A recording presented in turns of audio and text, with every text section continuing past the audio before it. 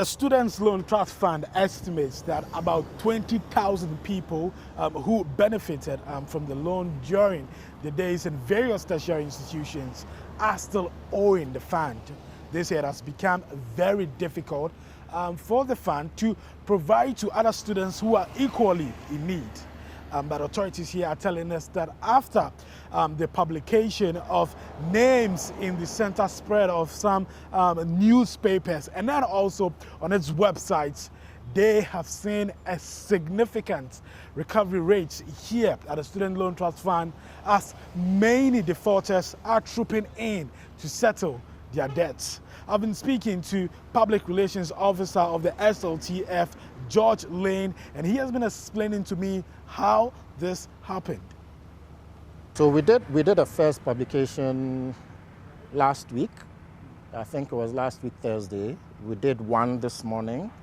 I can tell you that apart from those whose names were actually published, there are a lot more people out there who know they owe us, who have made no attempt to pay, and they are suddenly coming out of the woodwork because they want to prevent the same thing from happening to them. Our phone lines have been deluged.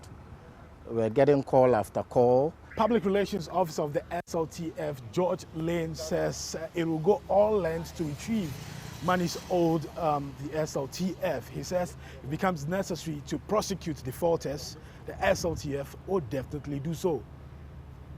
We're going to publish more names, and then we're going to take the ultimate step of also prosecuting. Because, I mean, the reality is that this is a fund that has been set up to help build the manpower capacity of this country. I mean, we all know the value of tertiary education to our socio-economic development. We're going to go all the way. We're going to prosecute those that do not do what we expect of them. Over the past few days, since the first publication came out, people are coming and they are clearing the debts. So there are a lot of them out there that are employed. Granted, some may be unemployed, but our doors are open. Our phone lines are there. If you have a genuine reason why you're not servicing your loan, come forward and we will talk. I've also been speaking to Rejoice Gato. She is with the Client Service and Repayment section here at the SLTF. She has been talking about how they have been receiving many calls here after the publication of names of some defaulters. Previously, we didn't get so much calls from borrowers, and the guarantors are so reluctant, mounting pressure on the borrowers to make payments. But after the publication, we get so many calls from borrowers requesting on the mode of repayment. We get so many calls after the publication, and we've seen improvement in the repayment of the loan. Before the publication, we don't get so many calls.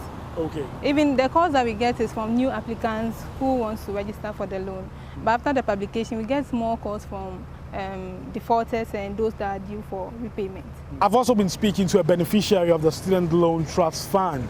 He has some concerns.